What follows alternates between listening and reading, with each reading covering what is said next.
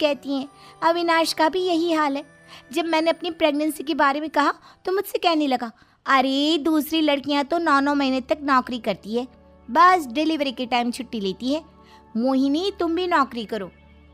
अब मुझे कहाँ नौकरी मिलेगी? मम्मी बताओ अब मैं क्या करूँ? हे भगवान, क्या सोचकर घर जमाई दामाद लाई थी मैं कि मेरी बेटियां मेरे पास रहेंगी और खुश रहेंगी, लेकिन इन आलसी दामादों ने तो हमारी ज़िंदगी को भी प्रॉब्लम में डाल दिया है। मैं तो कहती हूँ मम्मी, हम लोग वापस अपनी जॉब पर जाना शुरू कर देते हैं। बता देते हैं इन लोगों को कि हमने प्रेगनेंसी का बहाना किया है। नहीं नहीं बेटा, ऐसी गलती भी मत करना। अगर तुमने ऐसा किया तो इन तीनों की आदत और ख़राब हो जाएगी। अरे आज नहीं तो कल कभी तो तुम प्रेग्नेंट होगी, तब वापस यही प्रॉब्लम आएगी, तब क्या करोगी तुम तीनों? हाँ मम्मी, आपकी बात तो बिल्कुल सही है। इन लोगों को तो सुधारना ही पड़ेगा। लेकिन कैसे?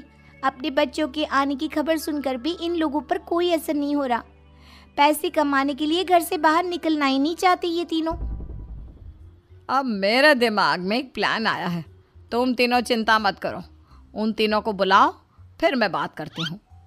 थोड़ी देर बाद कावेरी जी अपने तीनों दामादों को सामने बुलाकर अपनी बात कहना शुरू करती हैं।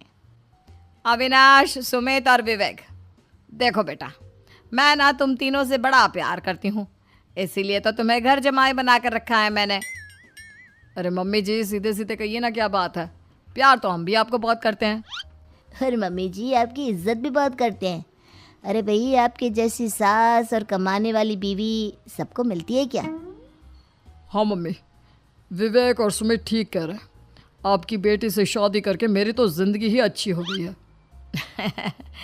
जानती हूँ मैं, और ये भी जानती हूँ कि तुम तीनों अपने अपनी बीवियों से बहुत प्यार करते हो।